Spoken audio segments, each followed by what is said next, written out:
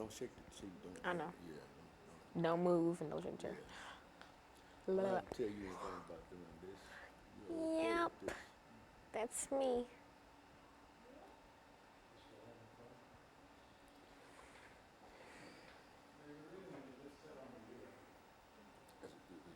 My tie on straight. Yeah.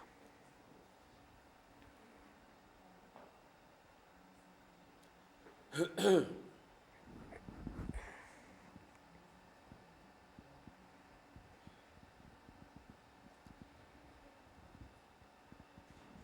know, this is an appropriate topic today. Talk about the Russian Revolution because. Are we fighting with the Russians? Well, not fighting, but Donald Trump has a little bit of issues with the Yeah. Well, that's Russians. what I was saying. People would like to know more about What they dealing with. context. Yeah, the context in terms of what you're talking about. We finna be turning into the Soviet Union. It does seem to be But did you know that the Soviet Union was created, like the big professed idea was everybody gets equal rights and like everybody's just equal. Nobody's like different. Everybody has equal opportunities and equal rights and equal property and stuff. A lot like more like political figures than you'd actually think like really agree with that. And an autocracy is where just one person just rules everything. And a lot of people agree with that too. A lot of people try to instill that in their countries well, you or think whatever. Mr. Putin is that Putin or Putin. Trump? No, Mr. Putin, Putin is a Russian man. I mean, he probably is. Yeah, you know he is. You know, all Everything you said about the Russian Revolution today, autocracy and all of that, that applies directly to Mr. Putin. and Lenin. And yeah, of course. You know.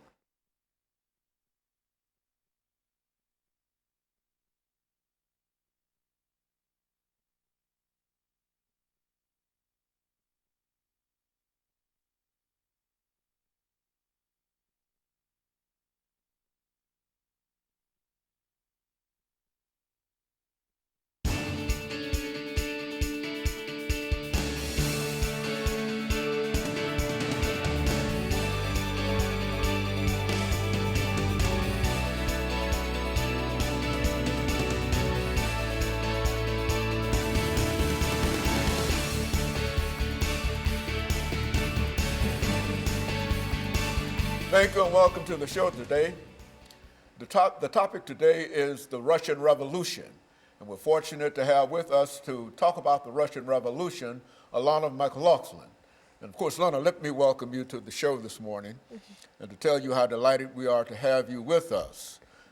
You've not been with us on a number of occasions, but nevertheless you are with us today. And you have selected a very, very unusual topic today, dealing with the Russian Revolution.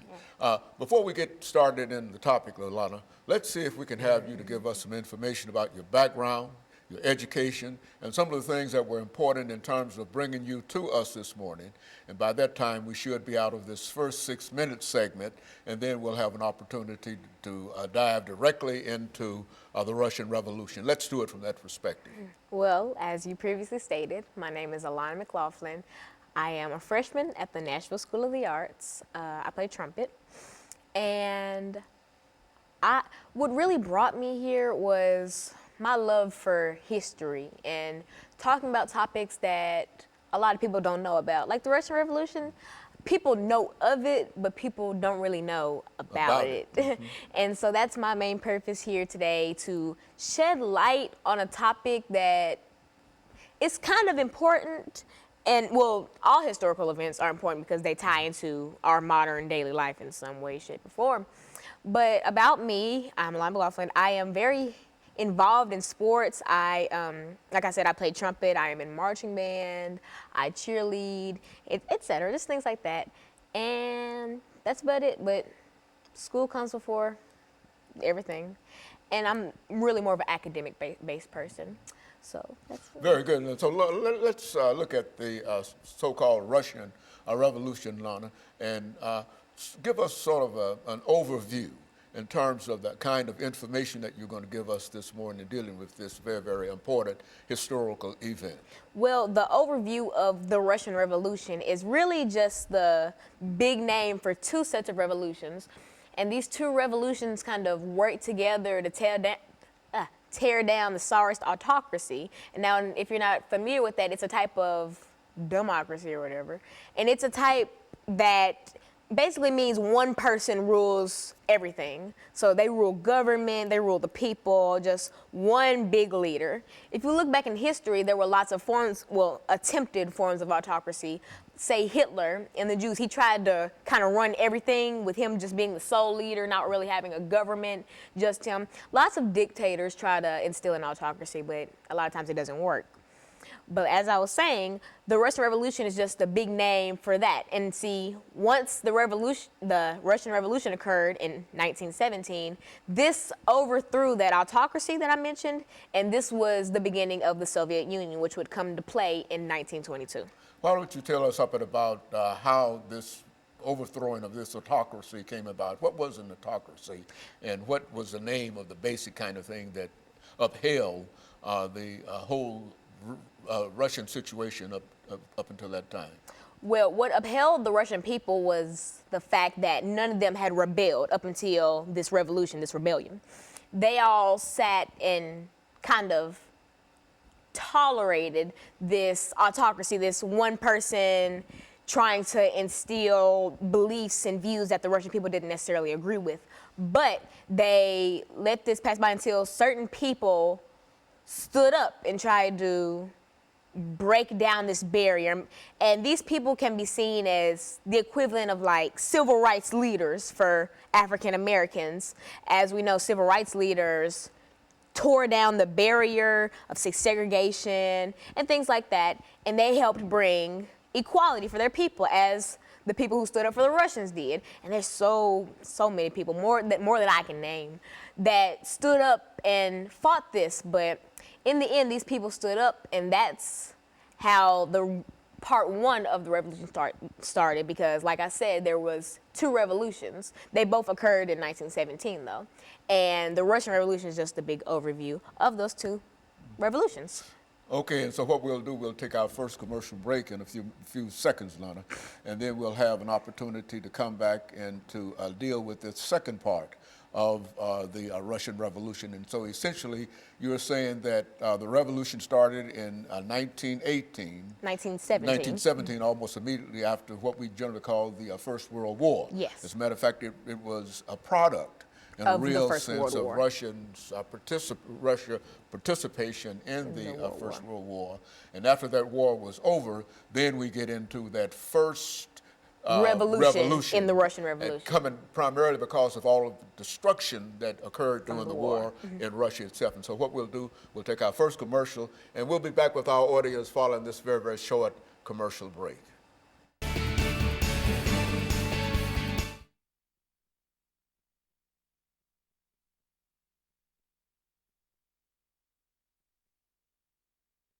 Why it would never survive somewhere like like America and stuff like that. And then after that, I'm just going to like comparing dictators and stuff. Okay, well, you let me know. Are you just going to start comparing? I'll just follow you then. All right. Okay, well, I'm just trying to get a pace to it and get a voice level and a depth to it. Okay. You make it go that way, and because it bring you out in reference to it.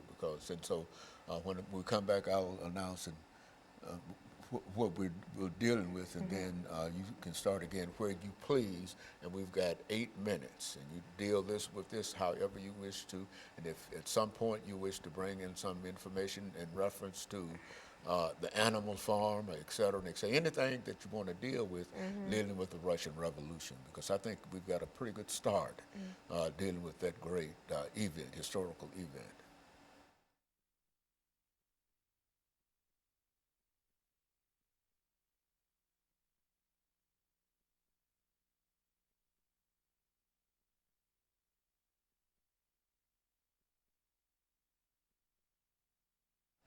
Thank you, and welcome back to the second segment of the show for today. We're talking to Alana McLaughlin, and she's given us some information in reference to the Russian Revolution, a revolution that occurred almost immediately after the First World War that started in 1914 and came to an end in 1917. And that would be the sort of historical beginning of what we're talking about now, the destruction of an entire Russian society, and now an attempt to what? Rebuild that society. Yeah, rebuild that society. Approach it from that perspective. Well, for our viewers just tuning in the first segment, we did go through my background in education, but more importantly, we kind of talked about what the revolution was. Now, the Russian Revolution is the big name for two sets of revolutions that occurred in 1917, right after the First World War. These revolutions kick-started the overthrowing of the Tsarist autocracy, and I talked about what an autocracy was, which is a one-person-led society. It's just this one big leader that rules government, and et cetera, et cetera. And I talked about, you know, they overthrew this, and also the Russian Revolution was the kickstarter for the Soviet Union. Now, the Soviet Union is a party. It's a political party, just like, you know, Republican or Democrat. Coming out of the Communist Party. Coming from communists. Now, the Soviet Union's big idea was that all persons should have equal rights, equal property, just everybody should just be equal. There was no personal property, everything belonged to the state, really. But they tried to make all people equal. Now, you could see that it might sound, you know, fair and good in the end, but it doesn't really work. Now, something like this couldn't be instilled in America because we have different rankings of people. We have the higher class, we have the lower class, middle class, working class, all that. And to make all these people into one little division. Equal. Yeah. Everything is equal under that system. Is that what I... Wouldn't necessarily work, because while all men are equal, all their possessions and some skills and et cetera are not equal. And so the Soviet Union tried to just take away all personal properties. You know, you were just blank, basically. You were nothing but, me and you were the same. Even though we're quite different people, in their eyes, we're the same. We're not individual. And something like that isn't really a smart idea to do for a country, because people are individuals, and to try to classify them into one small division doesn't really make sense, because you cannot classify all people into one thing. Just like if I go into a building and I say everyone in here is middle class, that wouldn't be true, because everywhere you go you'll have lower class, higher class, middle class, things like that. Are you saying that even though there's an attempt to make everybody equal, that all individuals are not the same, and therefore, no matter what kind of system you develop, you have to make arrangements for those differences within America, within individuals? Is that what we're saying? Yeah, and some lesser-known political parties say that, you know, people are equal, but we're different, and that's true. No man is worth more than the other, yet we just have different skills. No, we're not the same. Like me and you, we both deserve the same things, deserve the same treatment, but we are not the same. We're not on the same levels. And that's kind of what the Soviet Union wanted to do to all the Russian people. Like, the capital city for the Soviet Union was Moscow, and that was also the largest city. And this was Russia. The biggest country in the Soviet Union was Russia. And so I'm kind of focusing in on Russia because of the Russian Revolution. And so in making all those people the same, it didn't really work out. And so, but here's a surprising fact. After 1917, once the revolution started, once it ended, this was 1922 at this point. That's when the Soviet Union really came into power and was classified as an actual party. The Soviet Union did not end until 1991, July of 1991. So this actually lasted, and it was incorporated for the Russian people. And so 1991 was about 20-ish years ago. This really went on for a long time, and people don't see that. They think of, when they hear Soviet Union, they think of, oh, this is back during Lenin and the Tsarist autocracy. this was very close to 27. This is 2017. That was not a long time ago, and so it's very strange to look at it that way because the Soviet Union was still coming into par when we had like modern televisions and stuff like that. It's very strange to think about. You know, Lana, thinking about the Soviet Union and some of the things that you've already said about equality of opportunity and et cetera, I think that you can look at the Constitution of the United States of America and say in reality, these are some of the things that are promised in the United States Constitution. Now, what made Russia different from the United States? Well, see, the United States, the Constitution says, you know, all people are equal and all this and that. That's not really how America treats their citizens or the United States. You could say that all people are equal and all people get equal chances. That's not really what happens because, and I feel like in the Constitution, things like that were promised so that we could kind of instill it in the country and maybe like over time we'd start to believe it. But that has yet to happen because we still have hate crimes and hate groups and KKK and things like that. And so up until we actually start to instill the things that the Constitution says, like black people have the right to vote, but there are still voting centers in predominantly black cities that get burned down because black people are trying to vote. And so once the United States starts to actually abide by we abide by it, but the government does at least. The citizens haven't really clicked yet because, you know, black people we have our rights now. Once the Constitution went through, you know, we had people like Martin Luther King and Rosa Parks fight for our rights. We have rights. We can do whatever at this point. But citizens still try to make it hard for us to do whatever. And that's kind of like Russia. You have the right to, but you won't really be able to. Lana, over these last few seconds that we have here, and perhaps we might be able to pick this up during the last segment, that when we talk about equality and rights and political rights and et cetera, we're essentially saying that both those things could apply to the United States as well as Russia.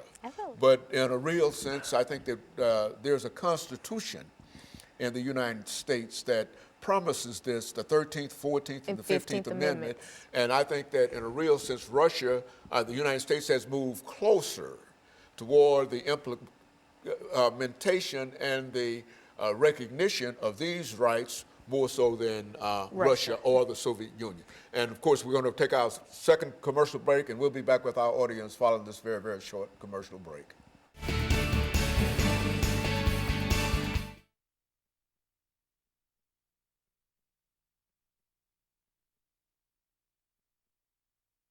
It's habit. It's like, don't do that. Okay, it's habit. Okay. No, No, because I get tongue tied. I was like, yeah, well, I'm just tie your tongue up and do like I do with these dentures. You Okay. talk about trying to talk with those things. Oh, That's really, okay, I get it. you know what I'm saying? Yeah. But you're doing excellent. You're doing really well. Now, what you want to talk about now? I'm gonna go back in on rights and stuff, and then compare, like just comparisons and stuff. Okay, I'm gonna let you just go and start talking about what you think you know about. You're doing well. This is some of the information. This is good information, and it gives us a. But I just wanted to make that comparison because we believe, all of us believe in equality of man. That's what, as a matter of fact, the Soviet Union is built upon communism, and communism essentially is common. Everybody ought to share everything, property, and et cetera, and et cetera. But we.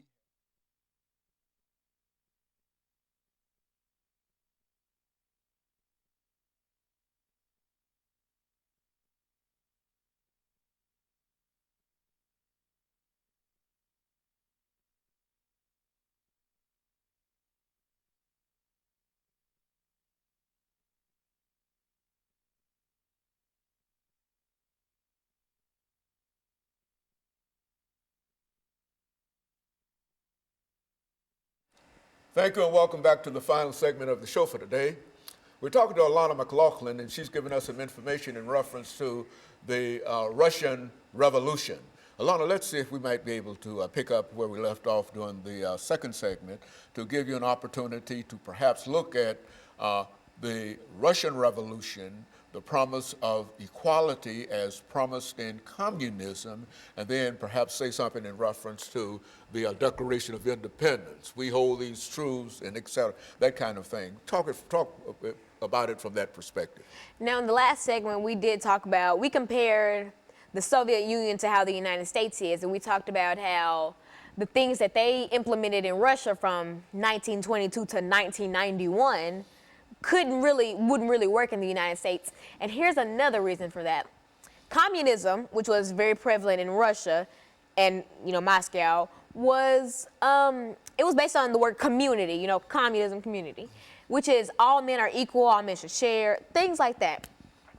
Now, America, we have the 14th, 15th, and 13th, 14th, and 15th Amendments that basically talk about African American rights, because there wasn't really a time where Caucasians, their rights were taken away. It was basically black people. And so, in talking about communism and all that, they wanted other people to be equal and share. We couldn't implement that in America because we went through slavery for 300 years. People weren't equal for 300 years, and only after slavery did we start to think about, oh, well, can black people vote? Can black people, have basic human rights? Can we give those back to them? And eventually those were given back to us due to the Constitution. But as I said in the last segment, United States citizens are known for not really implementing those Constitution-like rights. Like, for instance, I mentioned how African Americans do have the right to go vote, but you'll still hear plenty stories about predominantly black voting centers getting burned down because of white supremacists don't want black people voting. And it makes you think, are we back in the 1800s where black people couldn't walk outside without issues from white people, or just from any other race that felt that they were above African Americans due to the color of our skin? And that's something that really makes you think, what if America tried to implement something like that? Would we have not gone through slavery? Would the Constitution be written like how it is? Would women have rights? Because, women got rights and that's crazy. Well, it's not crazy that women got rights. It's crazy that women had to be given rights. It's crazy how men think that they're above women just because of maybe stature. They are men. Because they're men. And it's crazy how white people or other races think they're above African Americans because they're white. And so that's a lot.